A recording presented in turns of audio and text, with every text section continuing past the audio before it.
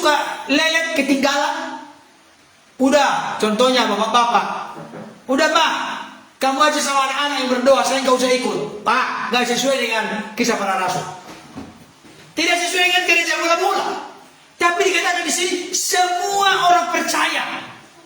Siapapun di gereja mula-mula yang termasuk orang percaya telah menerima Yesus sebagai Tuhan Juru Selamat. Mereka semuanya tidak ada yang tidak terlibat. Semuanya mereka ikut, tidak ada yang ketinggalan. Semuanya mereka hadir. Bagaimana dengan gereja kita?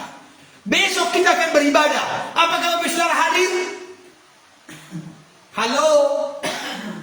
Ini dia ciri khas gereja mula-mula. Tidak ada yang luput, semuanya.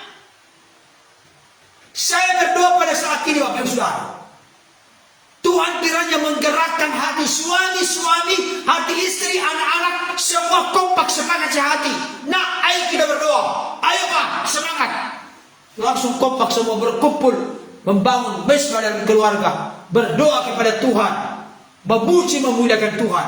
Tidak ada yang ketinggalan. Jangan kalau membagi makanan yang enak, waduh jangan sampai ketinggalan. Harus kebagian saya, kalau tidak awas, mengancam lagi.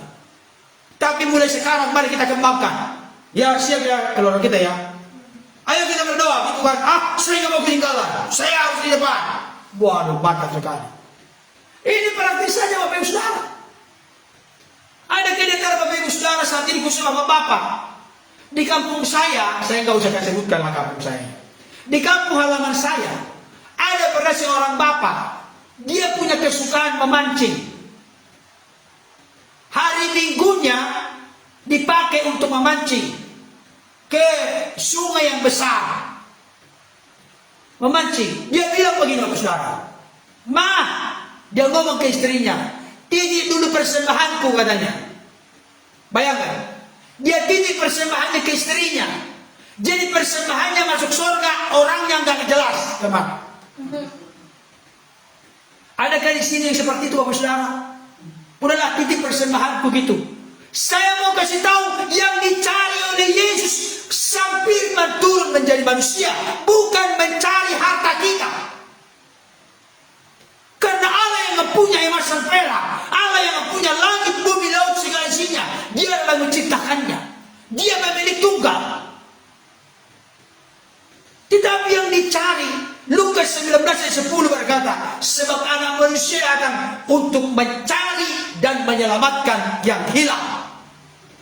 Yesus datang untuk mencarimu, mencariku, mencari kita semua. Dia mencintai, mengasihi kita. Dia rela mati bagi kita. Tapi setelah kita mengaku percaya kepada Dia, kenapa kita tidak beribadah kepada Dia? Perhatikan di sini. Semua orang percaya. Jujur kali berkata kami banyak kekurangan, banyak kelalaian, banyak bolong-bolongnya di sini. Semua, ya Bapak Ibu Saudara, ada tadi yang melintas. Semua orang percaya selalu berkumpul. Bapak Ibu Saudara tahu bahasa Indonesia kan? Selalu berkumpul. Artinya apa? Berkumpul, bersekutu, beribadah merupakan kesenangan dan kesukaan, semangat yang sangat dahsyat di gereja mula-mula. Mungkin Bapak Ibu Saudara akan berkata kepada saya, Pak Pendeta, kalau selalu berkumpul, kapan bekerjanya, kapan sekolahnya? Saya kasih tahu, gereja mula-mula punya waktu-waktu ibadah. Tapi kita ini di firman Tuhan berkata, renungkanlah firman Tuhan siang dan malam. Kita lakukan enggak siang dan malam? Siang dan malam pengertiannya jangan diartikan jam 12 siang, malam jam 12 malam, bukan. Minimal 2 kali sehari itu maksudnya. Itu yang dimaksudkan oleh Tuhan, minimal 2 kali sehari. Jadi gereja mula-mula ini punya ciri khas, mereka selalu terlibat, selalu berkumpul. Kesukaan mereka, kebanggaan mereka, kesenangan mereka berkumpul, bersekutu. Pertanyaan saya, apakah ini merupakan kesukaan bagi kita? Saya mau kasih tahu. Dengarkan baik, saya kasih masukan saat ini. Kalau Bapak Ibu Saudara seperti orang Batak, ada yang namanya arisan. arisan marga, arisan persahut tahun, arisan-arisan yang lain. Saya mau kasih tahu, kalau berkumpul di sana, tolong utamakan doanya. Ibadah singkat. Buat ibadah singkat Bapak Ibu Saudara. Tolong, saya kasih masukan. Mohon maaf, saya sedikit agak tegas dengan kalau orang Batak bilang itu paman atau tulangnya anak-anak. Kita harus hormat dong sama tulangnya anak-anak, sama paman kita juga, sama tulang kita orang Batak harus hormat. Mereka mengatakan ke saya, udahlah bere, bere itu panggilan kepada saya sebagai yang memanggil beliau paman atau tulang. Udahlah bere, ikutlah arisan katanya. Ikutlah arisan. Saya kasih syarat Bapak Ibu Saudara. Ini udah bere ini kasih syarat. Saya langsung kasih syarat. Karena saya tahu di sebelumnya kalau ada arisan yang dikembangkan joker karonya. Tahu joker karo? Tanda petik judi, katanya ini kekeluargaan kok nggak apa-apa lah. Ini begini, banyak sekali alasan orang Kristen. Mudah-mudahan teman Bapak Saudara nggak ada begitu. Ada kumpulan, ada arisan, tapi dikembangkan sampai nggak pulang akhirnya. Bukannya berbicara kesaksian satu dengan yang lain, bagaimana berbagi cerita, tapi justru main joker karo, main judi. Saya katakan, saya mau ikut kalau tidak ada judi. Kenapa Bapak Saudara? Kalau saya sampai ke sana ikut, saya mau di mana Bapak-bapak? Mereka main judi, saya ikut main judi. Saya kasih syarat, akhirnya disetujui. Gak ada lagi sejak itu main judi. Bapak Ibu Saudara yang dikasih Tuhan, memiliki kesukaan berkumpul, tapi berkumpul untuk apa? Coba kita baca dulu dari Lukas pasal 24 ayat yang ke-53. Ini penulis yang sama Bapak Ibu Saudara ya. Penulis kisah para rasul adalah Dr. Lukas. Penulis kitab Lukas, Injil Lukas adalah Dr. Lukas juga. Itu bisa dilihat dari ayat 1 masing-masing kitab. Lukas 24 ayat yang ke-53. Coba kita bersama-sama 2 ya. Mereka senantiasa berada di dalam bait Allah dan memuliakan Allah. Mereka selalu berkumpul, senantiasa berada di bait Allah. Artinya mereka punya kesukaan, punya kebanggaan, punya kesenangan untuk berkumpul bersekutu. Saya kasih tahu, ini merupakan hal yang banyak gagal dilakukan oleh orang Kristen. Coba dulu, kalau berkumpul untuk membagi duit, gampang nggak? Cepat nggak? Makanya pernah saya kasih usul, dan ini kalau orang yang masih cetek dalam beriman akan tersinggung. Saya pernah kasih pengumuman, mulai minggu depan di gereja ini ada uang apa? Uang apa namanya?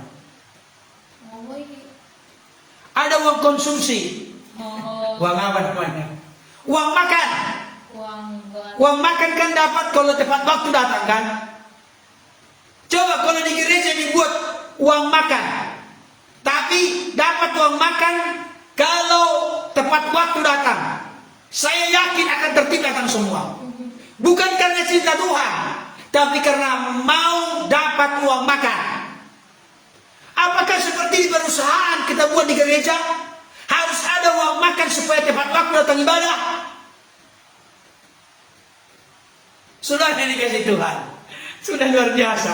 Bayangkan, kita sudah dituntun dipimpin Tuhan selama 6 hari dalam bekerja, berkarya. Tuhan lindungi, Tuhan sertai, Tuhan tolong, Tuhan buka jalan, Tuhan beri kekuatan, berikan kesehatan. Tapi ketika kita beribadah terlambat. Ada juga model lain yang aneh. Belum selesai 2 berkat, udah duluan pulang, terlambat nanti arisan. Jadi terbalik. Yang paling ngeri tahu Bapak Saudara? Yang paling ngeri, saudara akan terlambat, duluan pulang-pulang. Bayangkan, datang terlambat, duluan pulang. Saya yakin gak ada di sini. Maksudnya gak ada yang ngaku. Bapak Ibu Saudara, perhatikan gereja mula-mula. Saya kasih contoh-contoh praktis saja. Mereka semua orang percaya, tidak ada yang ketinggalan. Selalu berkumpul, punya kesukaan berkumpul. Di mana mereka berkumpul? Perhatikan di sini. Kisah Para Rasul 5 ayat ke-12. Selalu berkumpul di Serambi Salomo. Dengarkan baik saudara.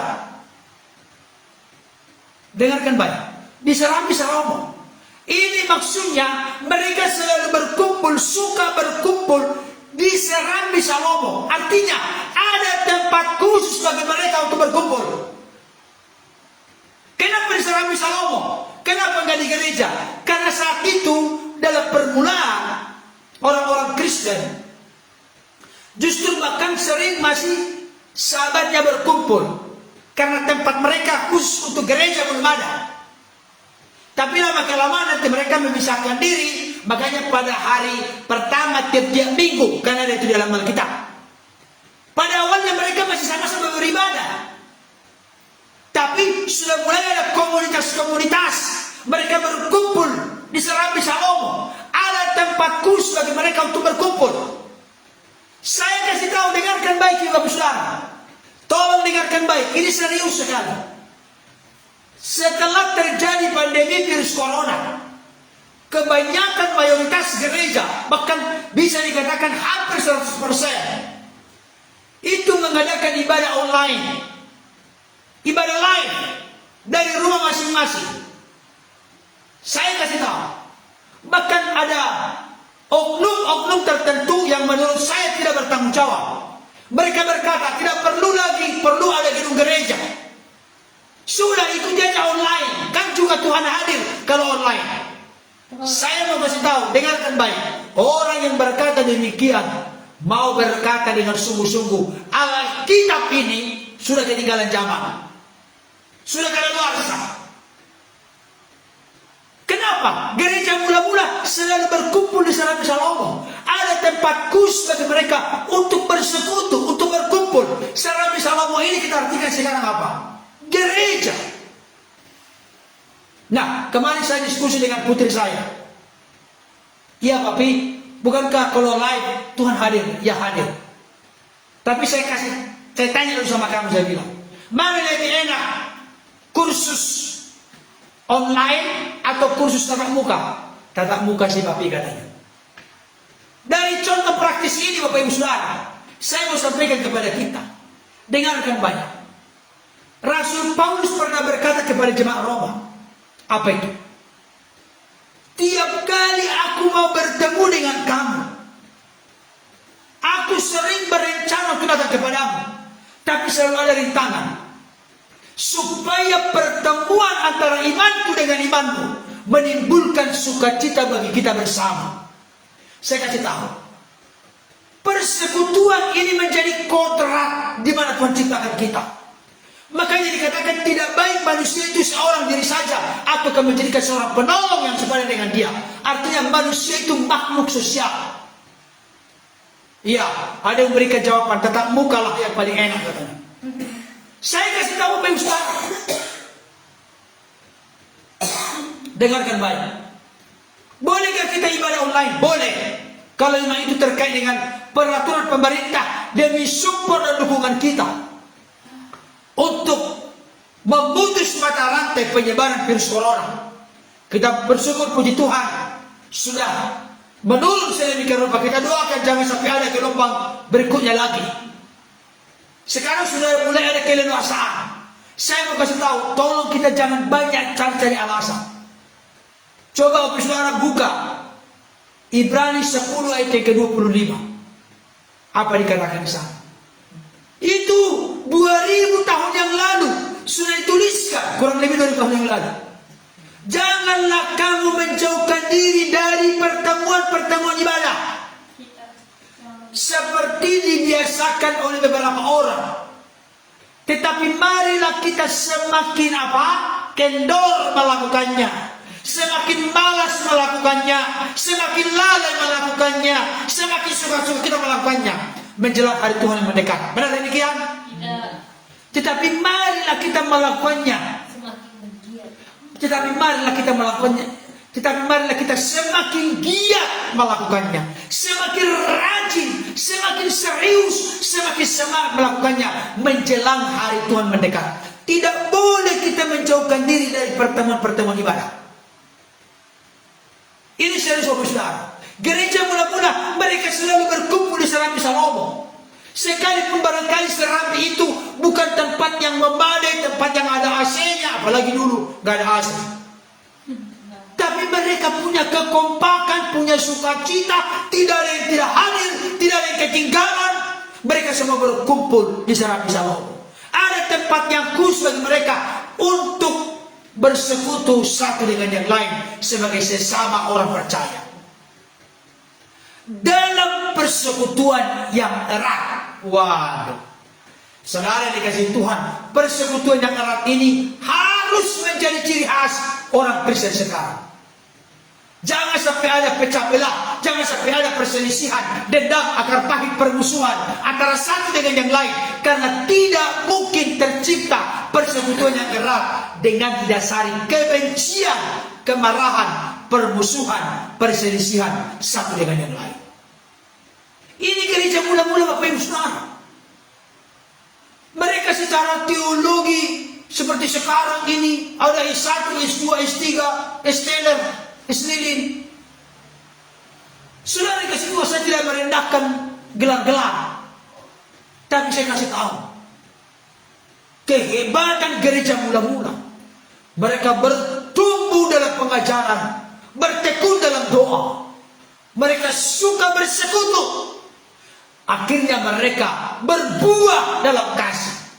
Salah satu ciri khas gereja mula-mula, ketika mereka ada melihat orang lain, jemaat lain yang mengalami kesusahan, mengalami kesulitan, mengalami penderitaan, maka gereja-gereja lain, jemaat lain, orang percaya lain akan bahu-membahu.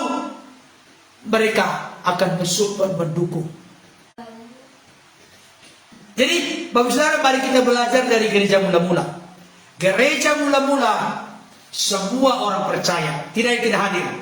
Biarlah keluarga kita membangun mesbah, tidak ada yang tidak hadir. Tidak ada yang berupaya mencari-cari alasan.